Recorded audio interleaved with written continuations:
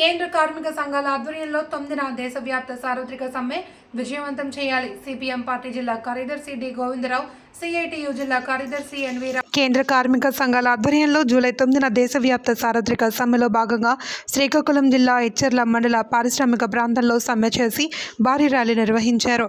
ఈ సందర్భంగా CPM party జిల్లా కార్యదర్శి డి గోవిందరావు, సిఐటియు జిల్లా కార్యదర్శి ఎన్వి రమణ మాట్లాడుతూ జిల్లాలో అటు పైడి భీమవరం నుండి ఇటు ఇచ్చాపురం వరకు సమ్మె జయప్రదంగా జరుగుతోంది అని, ఇది కేంద్ర రాష్ట్ర ప్రభుత్వాలకి ఓ హెచ్చరిక అని అన్నారు.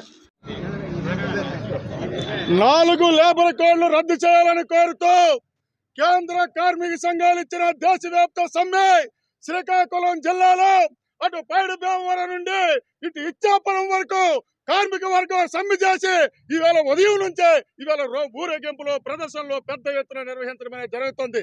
ఇది కేంద్ర రాష్ట్ర ప్రభుత్వాలకి ఇది ఒక హెచ్చరిక అని చెప్పి సందర్భంగా మేము తెలియజేస్తున్నాం.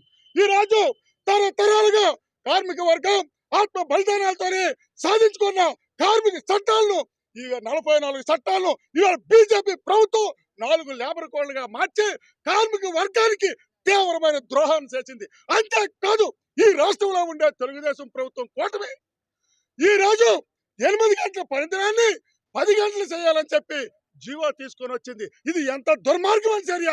ఈవేళ కార్మికుల తాలూకు నిజ వేతనాలు ఈ కాలంలో 10% పడిపోతే కార్పొరేట్ సంస్థల లాభాలు 35% నుంచి 53% ఇవాళ లాభాలు పెరిగినాయి. ఇవాళ కనీసం స్కీమ్ వర్కర్లు ఉన్నారు, అదేవిధంగా కాంట్రాక్ట్ కార్మికులు ఉన్నారు. ఏ ఒక్కరికి కూడా ఇవాళ కనీస వేతనాలు కానీ, పిఎఫ్లు కానీ, ఈఎస్ఐ కానీ ఏవీ లేవు.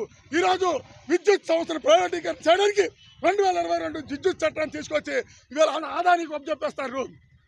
స్మార్ట్ మీటర్ పేరుతోని ఇవాళ దోపిడీ కొనసాగించడానికి ప్రయత్నం చేస్తారు. ఈ విధానాలకు వ్యతిరేకంగా ఈవేళ ఈ శ్రీకాకుళం జిల్లాలో భారీ ఎత్తున సమ్మెలో పాల్గొనలు ఉద్యమాలు ఉధృతం చేస్తాం.